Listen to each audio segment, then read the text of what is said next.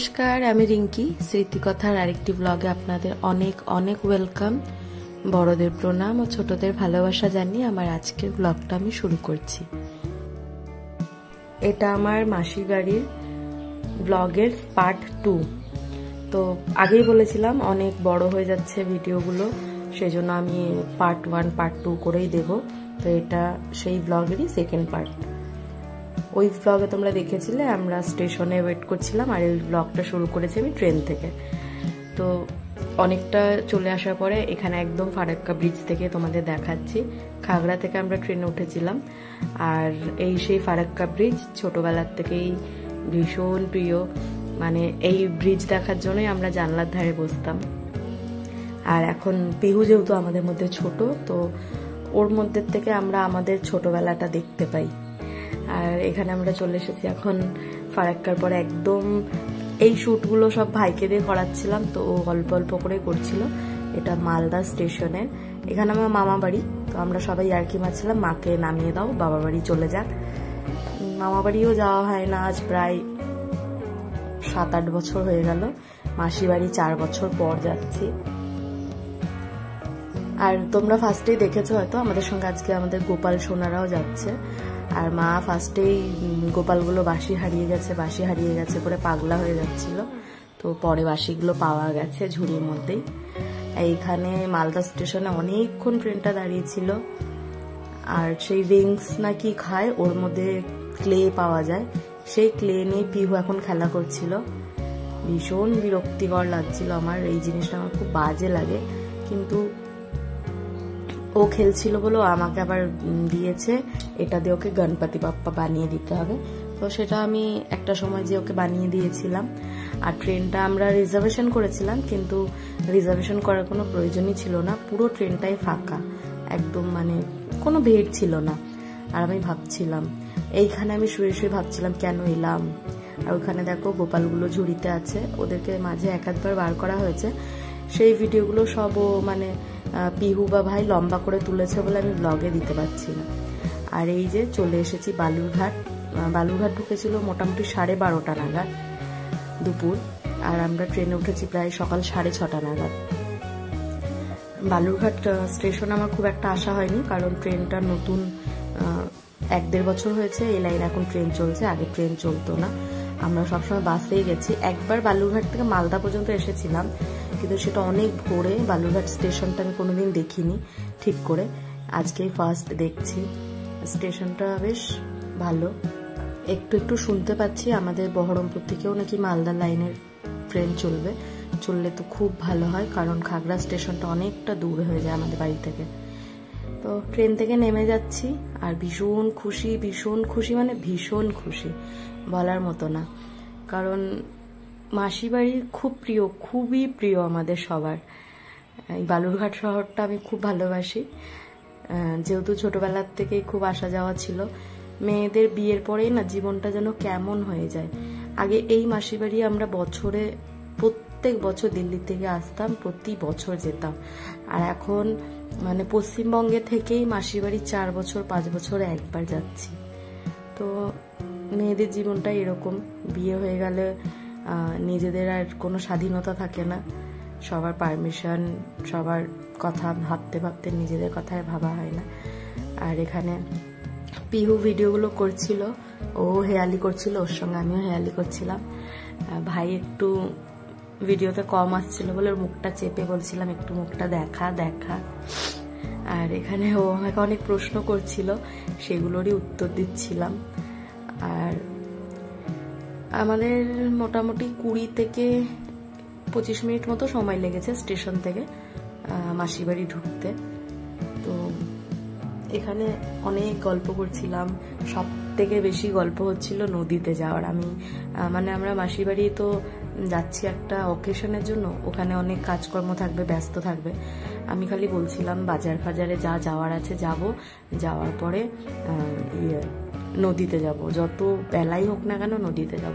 তো সেটা আর হয়ে ওঠেনি। মাসির সঙ্গে আমরা বাজারে গেছিলাম, বাজার থেকে আস্তে আস্তে আমাদের রাত হয়ে গেছিল। সেই সব এত আলোচনা করেও আর ঠিকঠাক কিছু হলো না। তো কি করা যাবে। যেতে যেতে সামনেই চলে আসলো সেই নদীটা, আমাদের প্রিয় নদীটা। এটাই আমার মাসি বাড়ির আত্রাই নদী, অনেকেই হয়তো তোমরা জানো বালুরঘাটের আত্রাই নদী। তারপরে একদম চলে এসেছি মাসি বাড়ি পাড়ায়, নেমে গেছি এই বটতলায়, একদম মাসি বাড়ির কাছেই। আর এখানে সবাই মাকে যেহেতু চেনে, আমাদের অনেকেই চিনতে পারছিল না, অনেক বছর পর এসেছি। পিহুও 4 বছর আগে অনেকটা ছোট ছিল, ও সব ভুলে গেছে, ওর খালি ওর মামা বা মাসিদের কথাই মনে আছে।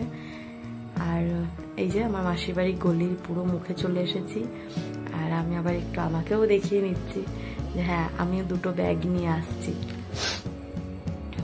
ভাই সবার আগে গেটটা খুলে ঢুকলো। এটা আমার ঢুকতেই মাসিবাড়ির মন্দিরটা আমি প্রথম দেখছি, এত সুন্দর করেছে। দুপুরবেলা একটু মন্দিরটা ঢাকা ছিল, হয়তো সেবা দেওয়া ছিল বলে। আর মাসি এখানে প্রচুর জামা কাপড় কেচেছে, সেটাই দেখছিলাম। পুরো একদম ধোপা বাড়ি বানিয়ে ফেলেছে। এটা আমার মাসি বাড়ি। ওই যে ভাই আমাদের চেয়ার নামিয়ে দিচ্ছে, মাসি এখানে রান্না করছে। আর আমি একটু কাছের থেকে দেখছিলাম মাসি কি রান্না করছে। এখানে মেবি আলু পটলের তরকারি হচ্ছিল। ভাই দাঁড়িয়ে আছে, আমরা সবাই ভাইকে রাগাচ্ছিলাম, মানে ছোট ভাইকে আর কি, মাসির ছেলেকে। ও আবার লজ্জা পেয়ে ঘরে ঢুকে গেছে।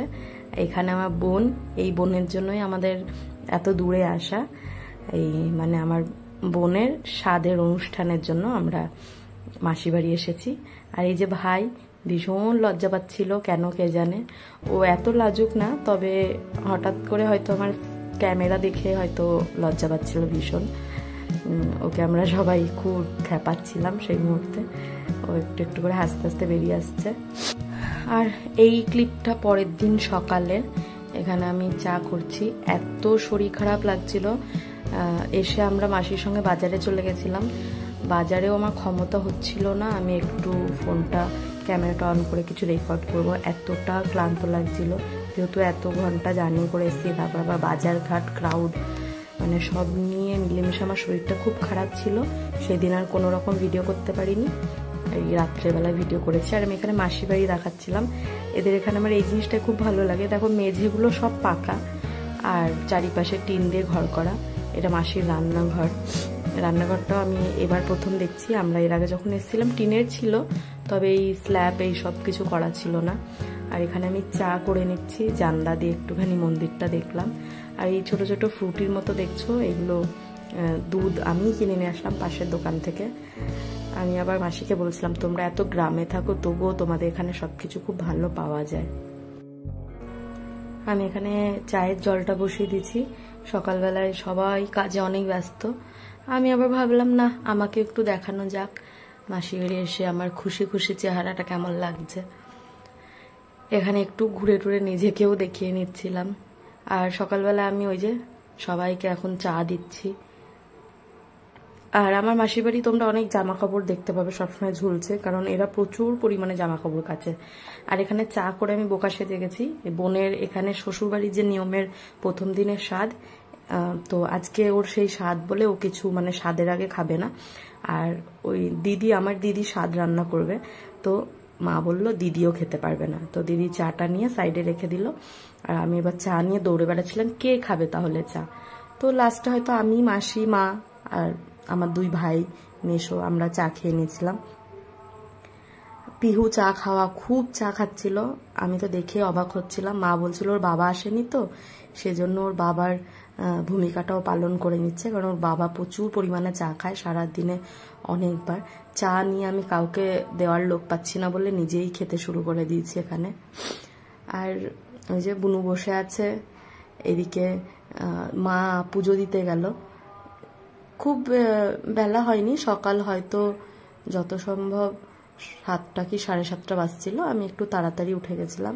মা এখানে সূর্যদেবকে জল দিচ্ছিল, পিহু দৌড়ে গেছে সেটাই দেখতে। আর এখন মন্দিরে মা হয়তো পুজো দেবে।